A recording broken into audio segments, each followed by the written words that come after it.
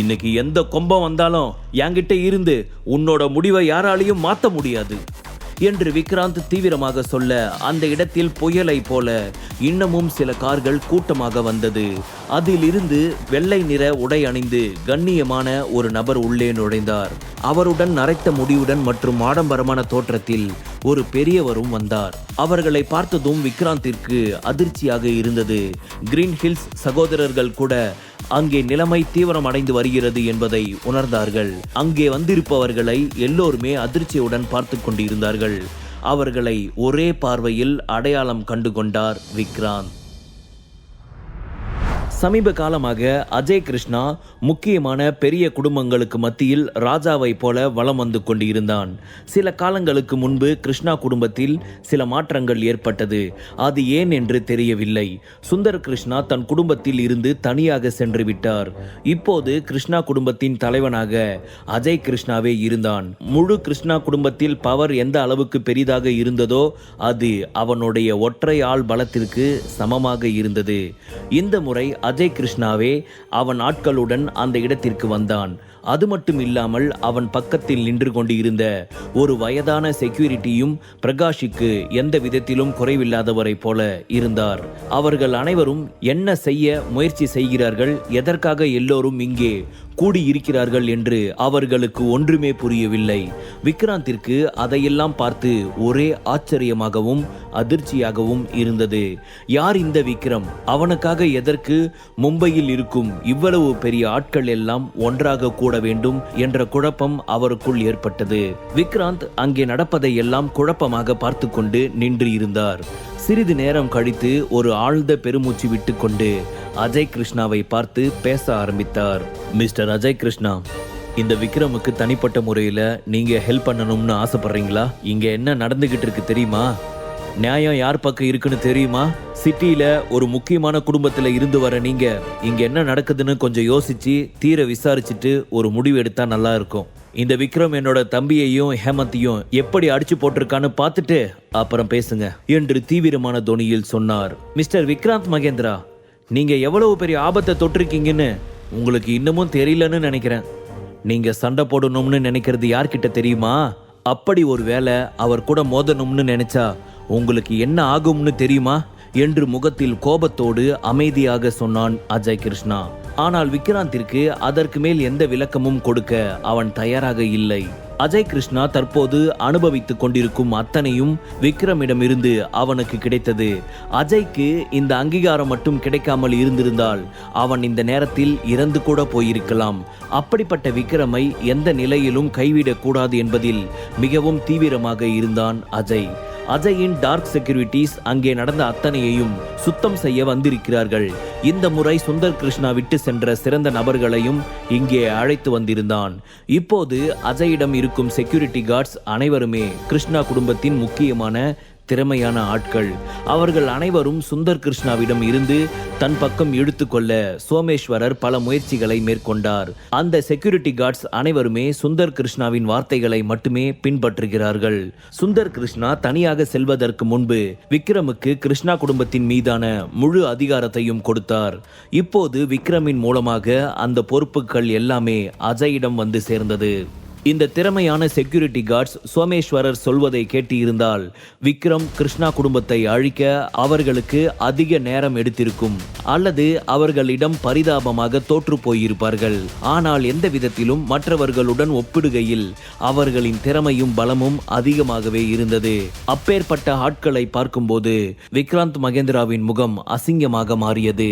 அவர் முகத்தில் இருந்த கொஞ்ச நம்பிக்கையும் போய்விட்டது. மகேந்திரா குடும்பத்தில் யாரும் நிலையாக இல்லை. அத்தகைய சூழ்நிலையில்தான் கிருஷ்ணா குடும்பம் அவர்களை விட முன்னேறி வந்தது.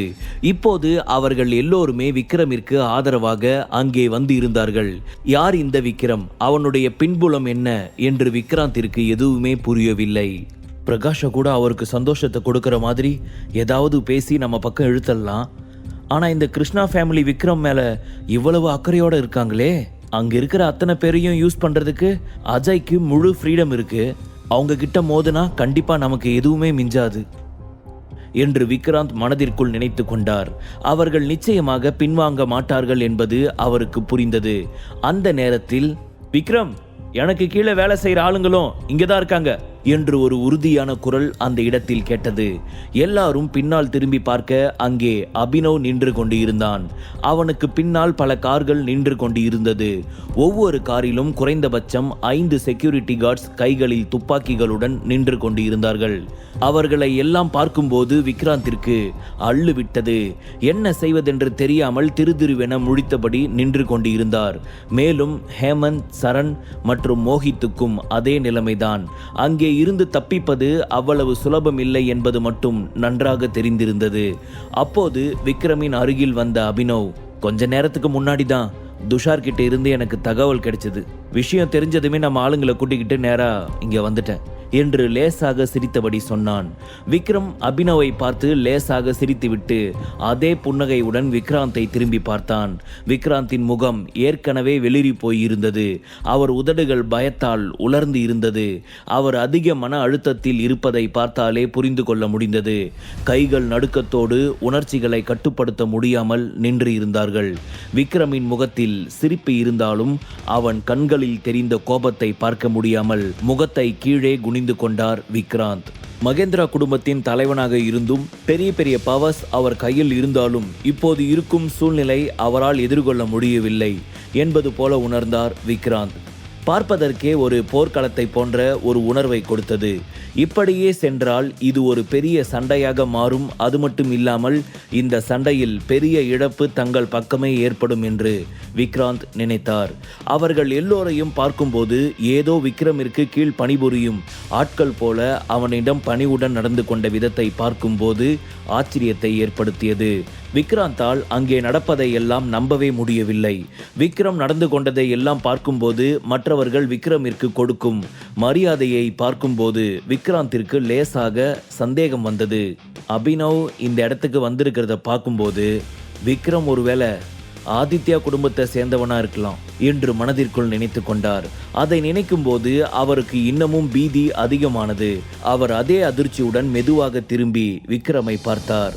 அஜய் கிருஷ்ணா, சுபிக்ஷா, அபினவ் எல்லோருமே மும்பையில் இருக்கும் முக்கியமான நபர்கள். ஆனால் அவர்கள் ஒருவருக்கொருவர் எந்த உறவும் இல்லை. அப்படி இருக்கும்போது எப்படி இந்த 3 பேரும் ஒரே நேரத்தில் விக்ரமிற்கு ஆதரவாக இருக்க முடியும்? அஜய் கிருஷ்ணா கிருஷ்ணா குடும்பத்தின் முக்கிய பொறுப்பில் இருக்கிறான். அந்த குடும்பத்தின் தலைவன் விக்ரம் என்று எல்லோராலும் அழைக்கப்படுகிறான். அபினவ் மும்பையில் ஒரு முக்கியமான காட்ஃபாதர். அவனும் விக்ரமிற்கு ஆதரவாக இருக்கிறான். சுவிக்ஷா ஆதவன் குடும்பத்தை சேர்ந்தவள். அவளும் விக்ரமிற்காக என்ன வேண்டுமானாலும் செய்ய தயாராக இருந்தாள். இவ்வளவு பவர்ஃபுல்லான சக்திகளை கொண்ட ஒரே ஆள் விக்ரம். யார் இந்த விக்ரம்? விக்ரமோட உண்மையான அடையாளம் வெளிப்பட தயாராக இருந்தது. அதையெல்லாம் பார்க்கும்போது விக்ராந்திற்கு என்ன மனநிலையில் இருக்க வேண்டும் என்றே புரியவில்லை. ஒரு விவரிக்க முடியாத உணர்ச்சிகள் அவரது முகத்தில் வெளிப்பட்டது. விக்ரமை பற்றி நினைக்கும் போது அவருக்கு பயங்கரமான நடுக்கம் ஏற்பட்டது.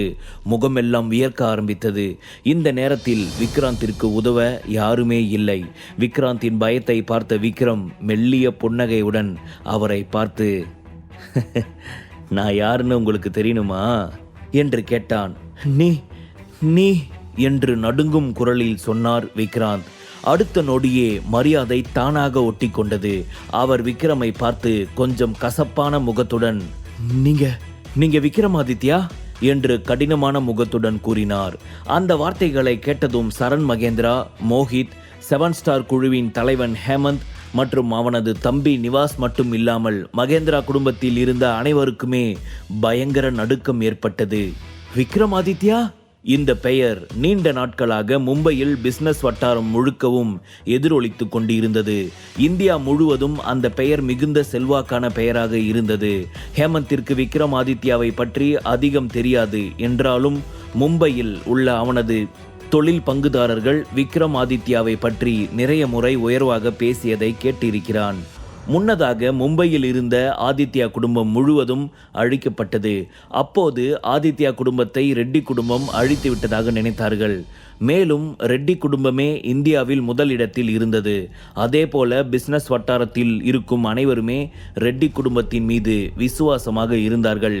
அந்த நேரத்தில் மும்பையில் நுழைந்த ஒரு மர்ம ஆள் பிசினஸ் வட்டாரத்தில் இருந்த அனைவரையுமே ஒரு கை பார்த்தான். ஒருத்தரை கூட விட்டு வைக்காமல் எல்லோரையும் ஆட்டம் காண வைத்தான்.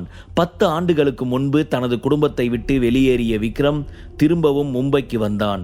கடந்த 10 வருடங்களில் விக்ரம் ஆதித்யா எப்படி உயிர் பிழைத்தான், என்ன செய்தான் என்று அங்கே இருக்கும் யாருக்கும் தெரியாது.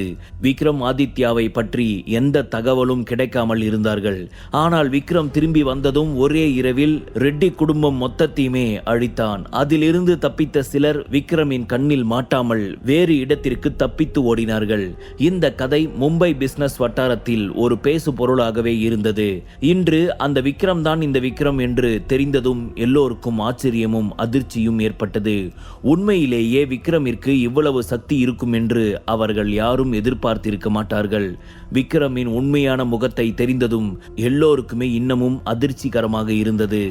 விக்ராந்த், போன தடவை உன்னோட மகேந்திரா ஃபேமிலியோட முக்கியமான கப்பல் பிளாஸ்ட் பண்ணி வெடிக்க வச்சேன். அதுவே உன் அப்பாவோட முகத்துக்கு போதும்னு நினைக்கிறேன்.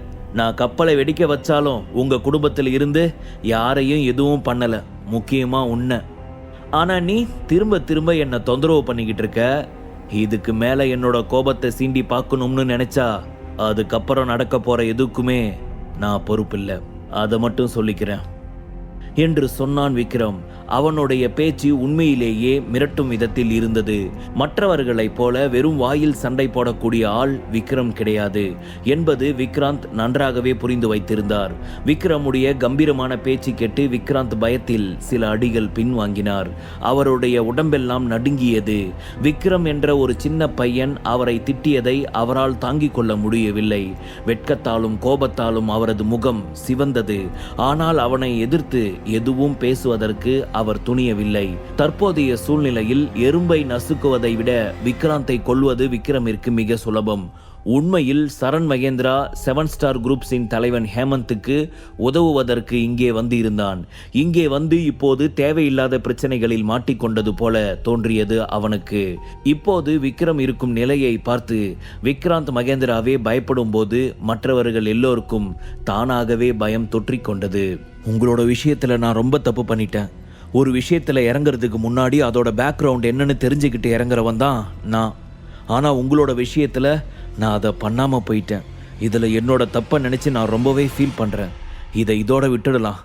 நடந்ததுக்கெல்லாம் நான் உங்ககிட்ட மன்னிப்பு கேட்டுக்கிறேன் என்று விக்ராந்த் மகேந்திரா கோபத்தை அடக்கி பல்லை கடித்து கொண்டு விக்ரமிடம் சொன்னார். அவர் அப்படி மன்னிப்பு கேட்கவில்லை என்றால் கண்டிப்பாக இறந்து விடுவார் என்பது விக்ராந்திற்கு நன்றாகவே தெரிந்திருந்தது.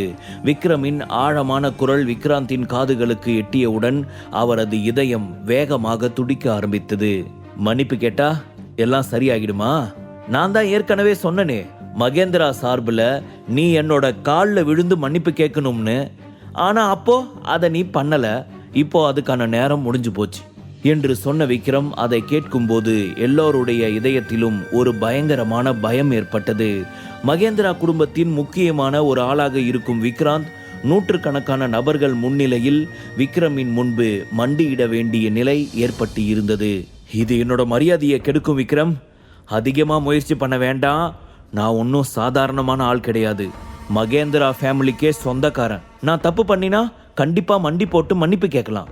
ஆனால் மகேந்திரா குடும்பத்து சார்பில் நீ மன்னிப்பு கேட்க சொல்றது எந்த விதத்திலையும் நியாயம் இல்லை என்று விக்ராந்த் பொறுமையாக விக்ரமை பார்த்து சொன்னார். என் கூட ஆர்கியூமெண்ட் பண்றதுக்கு உனக்கு உண்மையிலேயே தகுதி இருக்கா என்று விக்ரம் அவரை பார்த்து கூலாக கேட்டான். அவன் விரும்புவது மகேந்திரா குடும்பம் அவனுடைய காலில் மண்டியிட வேண்டும் என்பது மட்டும்தான். விக்ரமின் குரல் போக போக கோபத்தின் வெளிப்பாடாகவே மாறிக்கொண்டு இருந்தது. அவன் பேசும்போது விக்ராந்தின் நெற்றியில் இருந்து வியர்வை வழிய ஆரம்பித்தது. விக்ரமின் சக்தியை அவரால் தாங்கிக் கொள்ள முடியவில்லை.